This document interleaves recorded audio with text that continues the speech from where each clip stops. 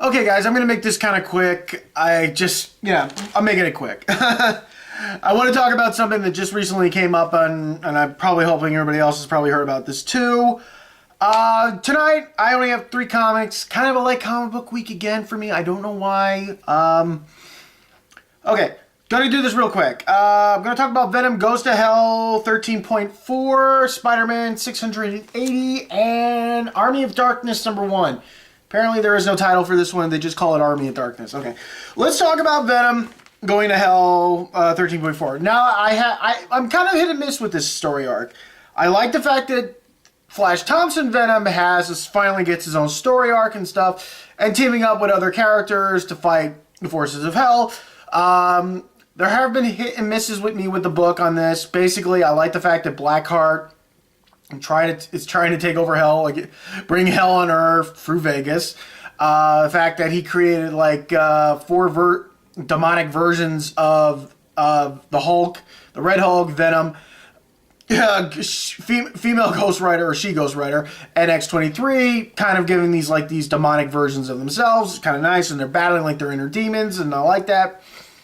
My against it, basically them dying, going to hell, and making a deal with Mamandu. I can't even pronounce the guy's name. The devil. Okay, let's just call him the devil, because he's the fucking devil. Truly enough, in my honest opinion with this book, right here, my honest opinion with the book, haven't we had enough spider characters making deals with the devil? I'm sorry, we all remember what happened the last time a spider character made a deal with the devil. We all know how that ended up. But hopefully, a nice big twist. Hopefully enough the story arc comes to an end with 14. Like I said, I don't know if this is what Marvel's doing right now with their story arcs or anything like that. They're gonna basically make the books into point stories, 13.1, 13.2, 13. If that's how they're gonna do them right now, I'm not really sure. I apologize if I'm talking real fast because I'm trying to get a lot done and stuff. Spider-Man 680. Basically, it's Spider-Man in space. Yeah. Like this one. Basically enough, Jonah's son, John Jameson, got himself in some trouble again. But basically, from what I can tell, this is going to be the opening, I guess, to the story arc of the new story arc that they're doing with The Amazing Spider-Man. That I saw when I was in New York Comic Con. I keep talking about New York Comic Con because I stayed for the whole panel for that one, the Amazing Spider-Man panel for that one. And we'll see, basically, I guess this is kind of the opening. Basically, it's kind of nice to see Spider-Man teaming up with the Human Torch. I don't know how everybody feels about, the Human Torch coming back alive, technically he wasn't dead. We just assumed he was dead. You have to actually read the Fantastic Four comics to know that. My honest opinion, I know for a fact that they weren't going to kill off Johnny Storm because, let's like it, my point being, if you're not an A-lister or a B-lister comic book character, you are not coming back. Which is probably makes me kind of wonder if the Sentry was a C-lister Marvel character, because they haven't brought him back, and thank God, because I could not deal with the Sentry. I'm sorry. I found the Sentry to be a whining bitch. But like I said, somewhere around the point of the book, it starts turning into like Dead Space, and but not very gruesome, gory Dead Space. But let's see what that. It turns into Dead Space.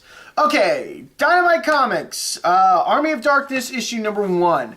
I have the B cover for this story arc. I really don't even know what to even call this story arc, since they just keep calling it Army of Darkness. Basically, Army of Darkness comics, I've never really had a problem with them. They've been a few good ones. I've talked about a few of them on this show. This is one dealing with an alternate universe Ash. Very much like you're saying, well, what is it? God, what? Well, God, what? DC has their own gender bender. Not to be confused with the gender bender Justice League that I know people from. Was it Earth 62, I believe it's called? 262? Somebody help me out here with that. I don't know. Basically, yeah. If you've seen, I know a few people who do gender bender Justice League. And if you know who they are on the web. Basically, yeah, this is like an alternate reality Ash. Basically, she's female, not male. She doesn't have the chin. But my biggest gripe, the only thing is, one, I understand it's an alternate universe, so they can change a few things around. There's no Necronomicon in this. Basically, it's an orb. Yeah, the orb. Yeah, we all know about the orb. Or if you know what I'm talking about. Probably not.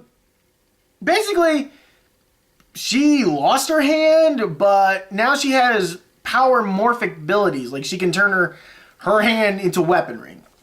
I don't know how people feel about that. Yada, yada, yada, blah, blah, blah.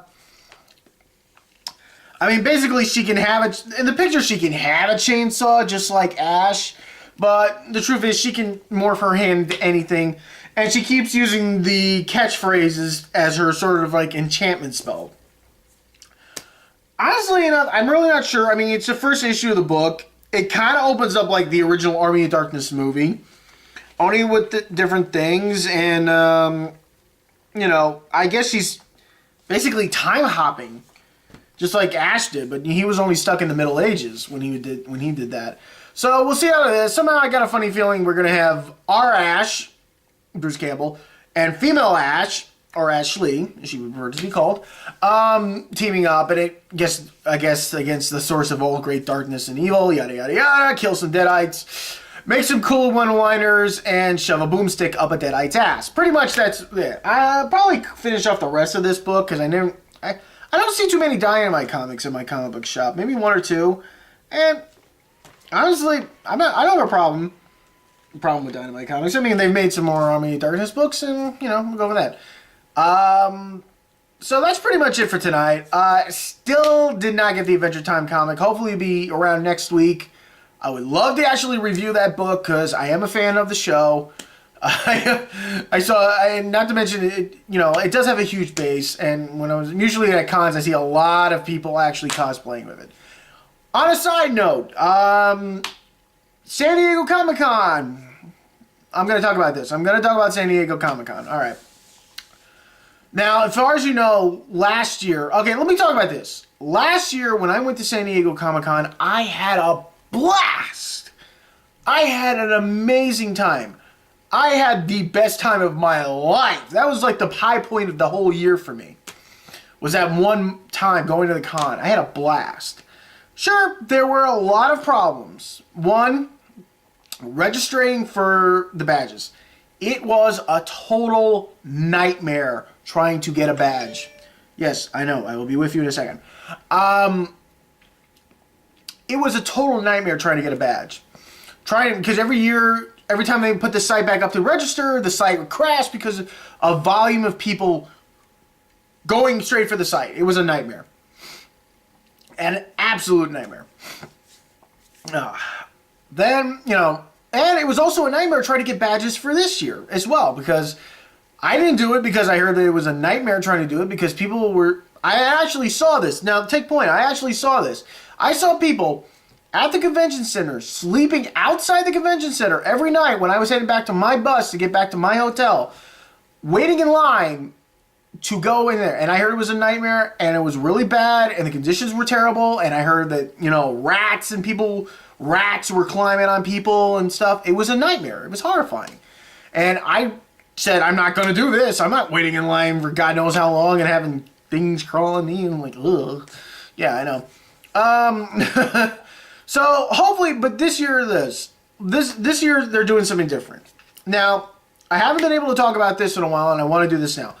They're deciding to do something different where they allow you to get a registration number by getting a registering ID, and that would allow you to get a badge. Now, it's already going on March now, and they just stopped doing the ID registrations right now, was it yesterday?